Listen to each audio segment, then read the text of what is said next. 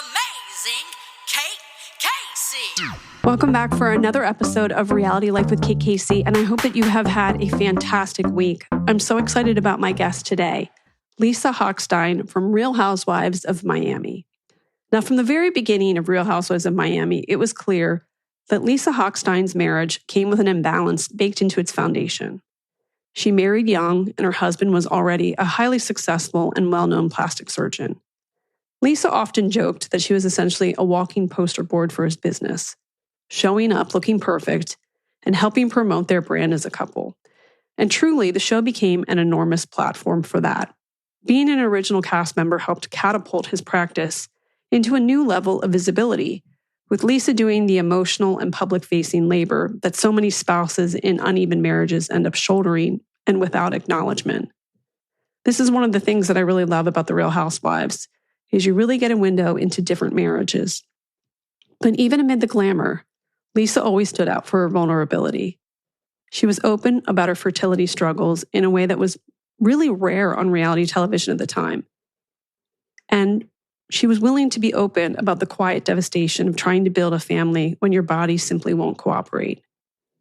When Lisa and her husband eventually turned to surrogacy, she let viewers in on that journey too, and celebrated the arrival of her two beautiful children with honesty and gratitude. Then the franchise went off the air, and for a while it appeared as though Lisa's story had settled into something more private. But when Real Housewives of Miami returned years later, the world saw an entirely different chapter unfolding. Lisa was living in a stunning, expansive home, surrounded by luxury clothes, bags, and accessories. Everything outwardly looked picture perfect, and yet beneath that beautiful veneer, her marriage was straining in ways that were impossible to ignore. As cameras rolled again, we watched that imbalance within her marriage deepen into something painful and untenable. What had once been subtle became obvious. What had once been joked about became a source of hurt. And then in real time, we witnessed the heartbreaking unraveling of a relationship, a disillusion that played out publicly, relentlessly, and under extraordinary scrutiny. Since then, Lisa has been navigating one of the most public divorces in the Bravo universe. And out of that immense pain came something pretty powerful and purposeful. She built a company, SplitWell, which was founded to support people going through divorce and separation. It's her way of taking everything she's learned, the emotional chaos, the logistical overwhelm, the loneliness, and turning it into a resource that can help others find structure, support, and strength during their own transitions. So today, Lisa joins me to talk about that journey. And it's one I've always wanted to ask her about.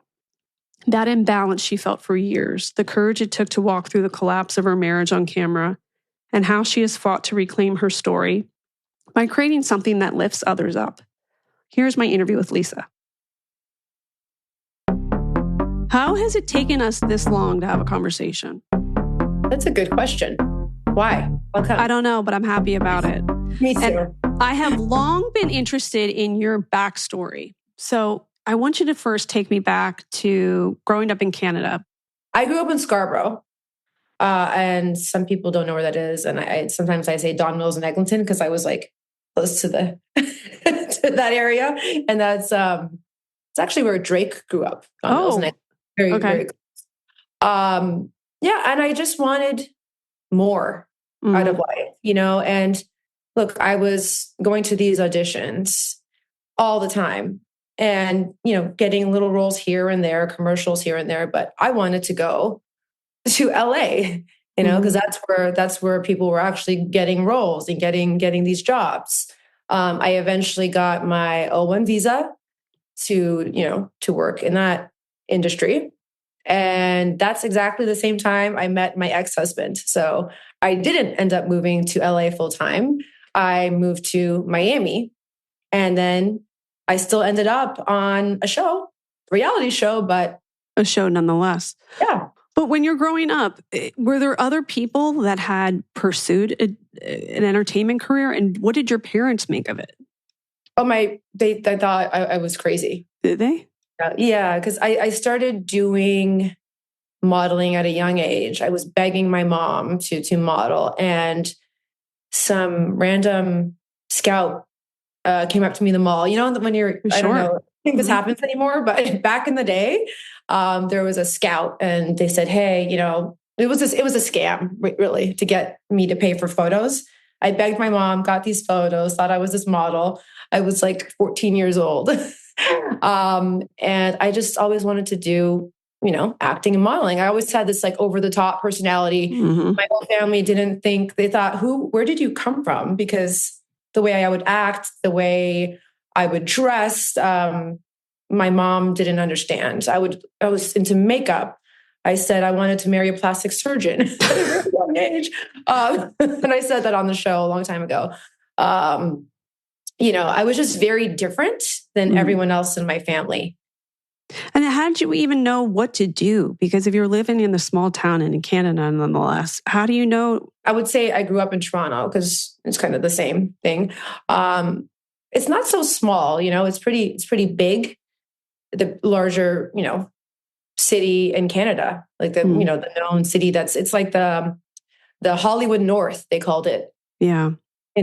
Well, were there productions there at the time? Were there movies being made there at the time? Yeah. I did some. I did, little parts here and there, nothing major. And then I did commercials. The biggest thing I did was probably a Mars bar commercial. That was really fun. I paid a lot of residuals. I was part of ACTRA.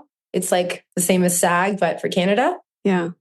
And I did a bunch of covers. I was into the pageants. I got into the pageant world, fitness and pageant world, because I was really into working out and health and fitness and all of that.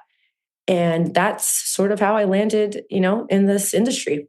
So how do you meet Lenny then? I met Lenny at a pool party in Las Vegas called Rehab. Oh boy. I don't know. It was like a popular, it's not actual rehab. They just call it rehab. The funny name. But I'm just imagining people like the music's pumping and you're just kind of in a bikini wading through the water. Of germs, honestly. I bet. Like, I can't even believe I was at these things. Ugh. Yeah. Just germs everywhere. People probably peeing in the pool. Do you have friends with you at the time? Yeah. Yeah. I was single at the time and I was at a friend's table. It was like a table situation. But at a pool party in Vegas. It was very popular back then. This is like over 15 years ago for sure. Yeah. It was like a big deal. And he was super shy. A mutual friend introduced us and I then met him again in Miami. I flew to Miami for Halloween and that's when it started. What is the age difference between the two of you? 16 years. So what does a guy that's 16 years older talk to you about at a pool in Las Vegas? Oh, he didn't really speak so much. We didn't really speak at that time. But he did DM me on MySpace. Okay. MySpace was the thing. We're going to go way back. Yes, I had the whole page and, with the music and the top friends and all of that. Yeah. And I got this DM, what are the chances of you coming to Miami? And I was like, oh, delete? Who's this weirdo? On my DMs. And then the mutual friend got me to go. I was having a difficult time. I was, in the process of getting my visa. I had just broken up with the last guy that I was kind of back and forth in Vegas with. And then came to Miami, the Halloween party. My friend actually said, this could all be yours. And I was like, huh. And then it was until it wasn't. So how old are you? You're at this Halloween party. And is it one of those parties that we see on the show where everyone's scantily clad?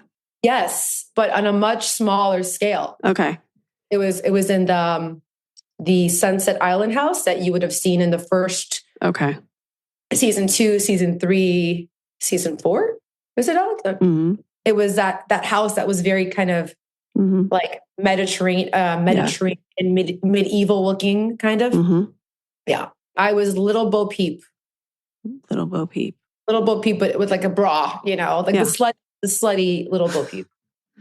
So when you're talking to him, again, because I think about being so young and you're so eager to just get your career going and you meet this guy, is he telling you, forget your career. Like you can really build a life here? How did it happen? We were dating. I quickly moved in with him. He wanted to meet my family. He flew all the way to Canada and was, very eager to meet everybody. He said, would you like to take a chance on love? Something like that. And I was like, sure, what the hell? Mm-hmm. And, everything was good until it wasn't.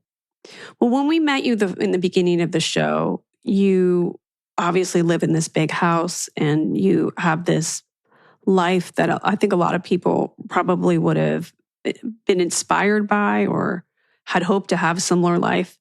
But what always stuck with me was the worrying about you because it felt like there was immense pressure to have this family. And one of the things I felt like they didn't concentrate enough on was the pressure that you were facing. And I felt like you were one of the people in media who was really kind of cracking that space open. I'm sure there were many women that came to you in the years after that said, thank you so much for talking about it. What was the reaction that you got to that? I think I was one of the first people on reality TV or anywhere to actually talk about surrogacy and all of that. Really, after that, I would see it more and more, but I think I was one of the first people to do that. And it was super scary for me. It was, I didn't know how people were going to react. I felt, I was terrified to go into that, talk about that. Well, especially because in the years since, I think people have really been awakened to just how many women struggle with fertility. And so to be that open about it, you're in such a vulnerable position already. And then when you have people that make remarks who are completely ignorant to what happens, I hope that in the years since that people have come around and said, thank you for that, because you probably made it possible for a lot of women to have a conversation with their partner about moving forward in surrogacy. Surrogacy or IVF or whatever it takes, all of that was kind of frowned upon, and people would whisper, back then. It was very, very different back then. But I'm glad I helped people. Like, if anything, this is, that's the goal, to inspire people, to help people. I mean, if you can do something like that to help anybody. And I think I helped a lot of people, and I'm very proud of that. I'm sure that you did.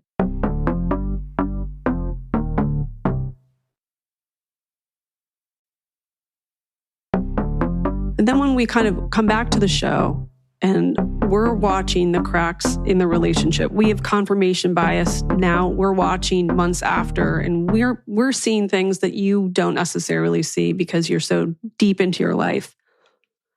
And I always wondered if some of that trickled into your marriage problems that we saw kind of revealing themselves on screen, the pressure to have a family and how that affects a marriage. I think that I was oblivious to a lot of this stuff. It became my reality. I just thought it was normal to a degree. And then when I would start, questioning, like, why is this happening? Why are we having these kind of parties all the time? And why are all of these single girls, here around us all the time, and promoters and all of that? I felt like I was the crazy one. I felt like, I was the problem. Like I wasn't being, a cool wife. Like I was just taking the fun out of life, but it's not normal. It's not normal to have to deal with that, especially with kids. And my mindset really changed when I had my children, and I just wanted, I was kind of like, let me shy away a little bit from this kind of party world and really focus on my kids. That was my priority. And we just had, different views of our future, which is another thing, people really should understand before they get married, to have the same goals and the same, ideas of what your future will look like with kids. I think the beauty of the show, of all of the franchises, is that you get a window into someone else's life.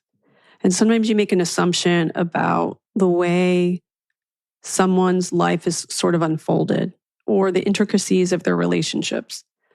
And I think what's great about your story is it highlights how relationship imbalances can often be at the detriment of a marriage.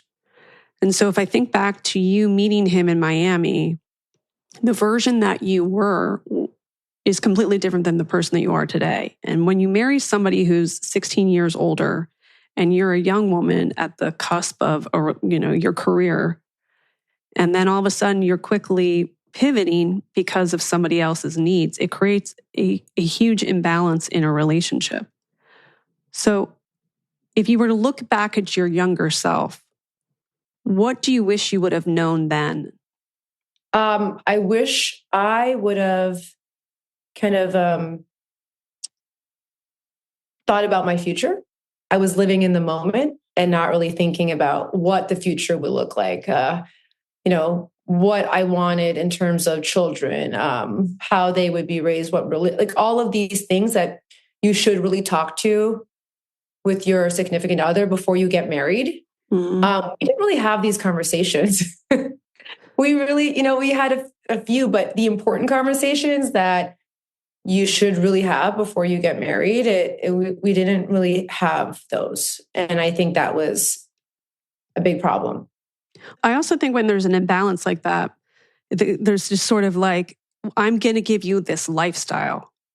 So why would you want anything more? Like, I'm going to provide you with this great lifestyle. So you may keep those, if you're a younger person, you may keep them to yourself or not pursue them or push them or talk about them.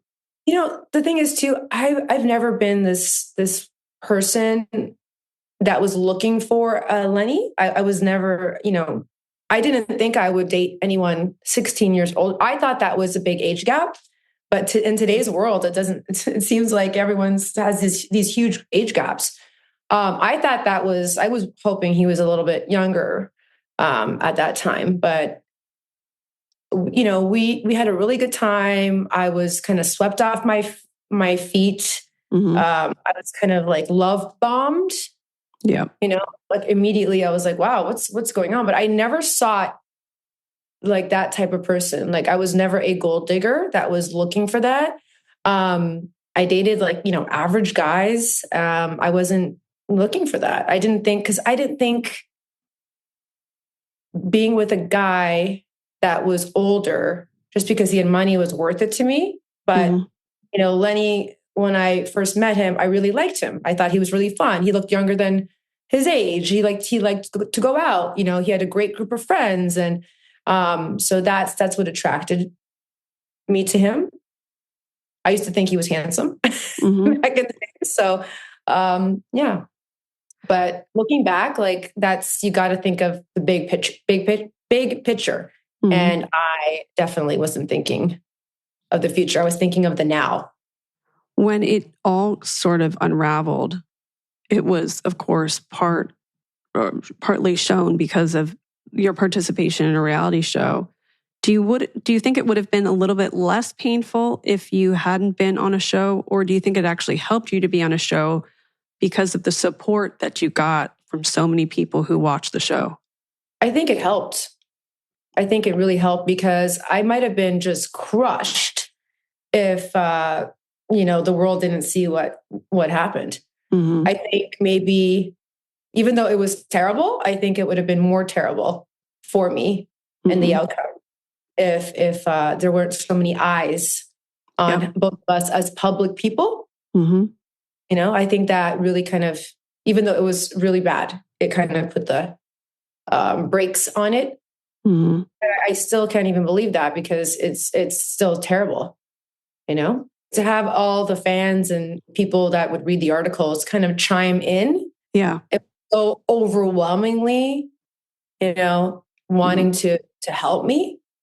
It really makes you understand that, yeah, this isn't right. This isn't how it should be. I should have probably got out of this a long time ago, but I'm happy I didn't because then I wouldn't have my kids. Yes. And so, everything happens for a reason. Mm-hmm. And I still, call me crazy, but I still hope that one day we can all be cordial for those kids. Yeah. Because that's all, they wouldn't, that's their biggest wish. They just want mom and dad to be friendly, at least. What was the moment where you thought to yourself, I need to fight for myself rather than for the relationship? Because I think a lot of women have been in a similar situation. And this could be very helpful to them if perhaps they're in a relationship right now and they're thinking, I want to change my life. I want to make a better life for myself. Was there one moment where you thought, I need to stop fighting for this relationship and start fighting for myself? Yeah, I mean, I definitely was going through the stages of grief. And in the beginning, the denial, that this was happening because I was still in love with this person. Yeah. That was very difficult because I wasn't thinking clearly. All of my friends were like, listen, think about your future. Mm. You got to play chess right now. But I couldn't play chess. I was too worried about, maybe what if we could resolve this? What if we could work this out? I know that sounds crazy, but I had a very young baby girl at that time, 2 years old. Mm. And then my six-year-old at that time. So I was just shattered, completely shattered and completely blindsided and still in love, unfortunately. And couldn't see past all of these bad things. I was just hoping it was just a really bad nightmare. Mm-hmm. And then it got to the place where I got angry, and then I wanted to protect myself when I got to that stage. I finally saw the mask that came off and I saw what everybody else saw. And that is when I started to really, start thinking strategically. I mean, I learned so much in the last 3.5 years, more than many, many years, because I never thought I would experience anything like this, and really wanting to help other women that have been going through this. The amount of DMs, very different than the first go with the show, which was like infertility and IVF and all of that. This was now a very different way of helping people with divorce and, affairs and cheating and all of that. I wanted to use my platform to help people, and literally turn my pain into purpose is what is the reason we started SplitWell. When you started receiving all of those DMs, was there something that stood out to you more than others? The imbalance of power, for sure. Mm-hmm. The imbalance of finances and women just not understanding their paperwork, understanding their legal.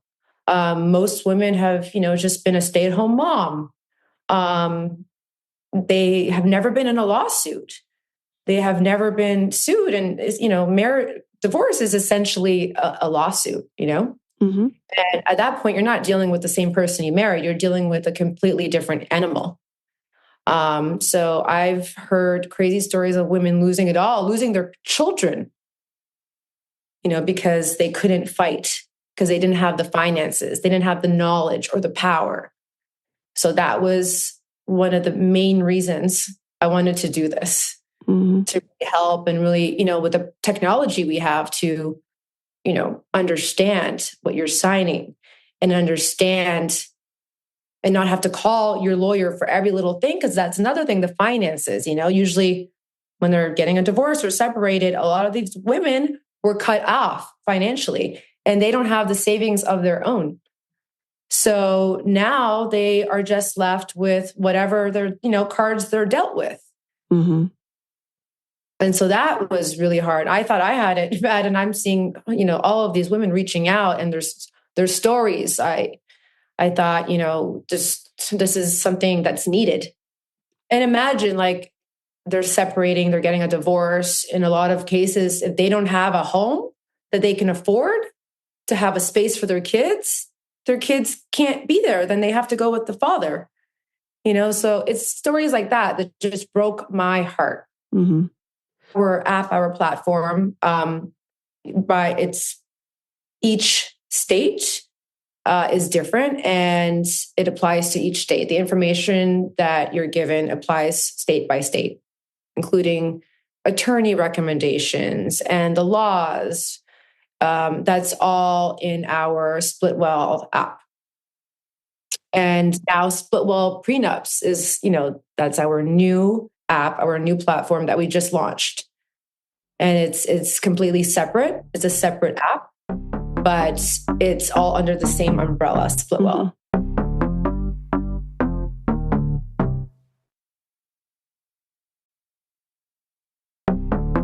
What do you think is one of the biggest misconceptions that people may have about divorce? The biggest misconceptions about divorce. I don't think people anticipate divorce, and that's why prenups are so important.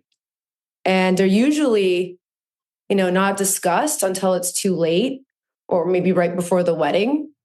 Mm-hmm. I know a lot of people that haven't even, walked down the aisle because they couldn't agree, or they signed it under duress and they signed something that was terrible for them. And then they're stuck with that. And then, the whole marriage, they're thinking, well, what if we do get divorced? Then what happens to me? So it's not romantic at all. A prenup, like, hey, sign this prenup before we get married. Nobody wants to hear that. So, it's just really expected these days that a prenup will be involved. And it's really, this app is helping guide you through the questions, your jurisdiction, your expectations, your income, your assets, liabilities, and also anticipating the future.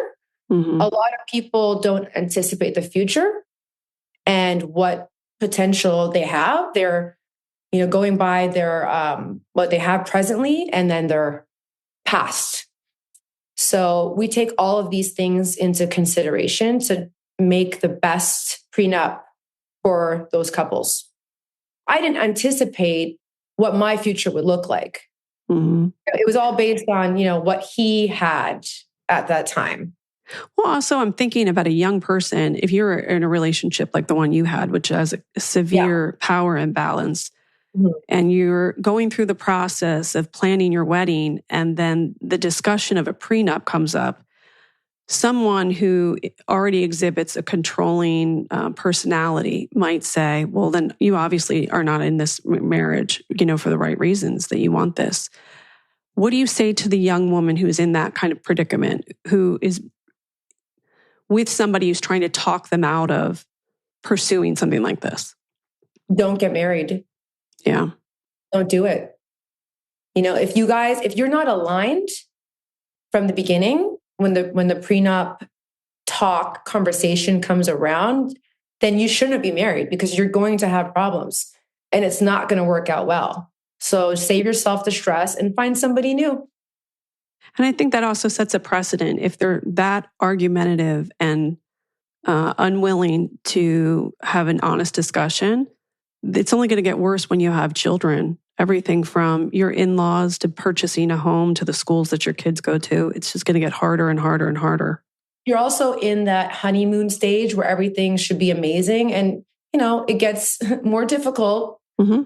after. So if you can't have that conversation then, which is, again, SplitWell Prenups is meant to have a calm, collaborative, in the best interest of both parties conversation, mm-hmm. asking the right questions, then if you can't do that, then it's not for you. Mm-hmm. What do you think you've learned most about yourself in this process? Not just the divorce, but the act of working on a project that will ultimately help other people go through an experience that's much better than the one that you have. I wish I invested more into myself than into all of his projects mm-hmm. that I thought were mine, but they were never mine. So I really helped build up my ex, thinking that we were building each other and thinking, look, we're in a marriage, this is what you do. And when you don't get a piece of that at the end, mm-hmm. really makes you understand, what, I should have been investing in myself separately in something just for me and not just to benefit the other person. Mind you, during the time, I felt like I was benefiting. But as soon as we got separated and then divorced, it wasn't the case. So I really would encourage women to always have something of their own and don't forget yourself. And if you have something, don't stop because you're married. You know, it's really important to have your own thing. So catch us up on what your life is like now. You are in between filming right now, I assume? Yeah. Yeah.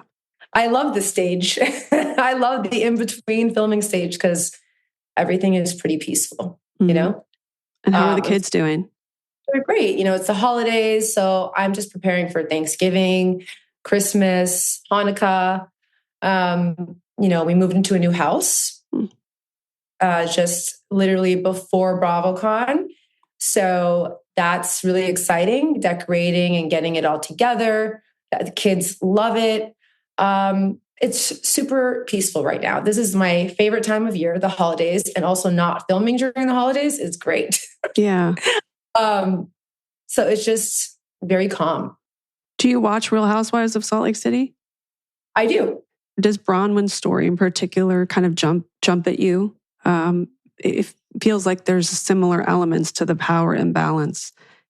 Yeah, I do. I look at that and I don't know what to. I haven't really watched the season, to be honest. I watched the last season and I saw little things, and I guess that's what people maybe saw in me in my relationship that I didn't pick up on. I was like, "What are you talking about? We're fine." I just thought it was our normal interaction, but then people were chiming in, and then it really opened my eyes. Yeah.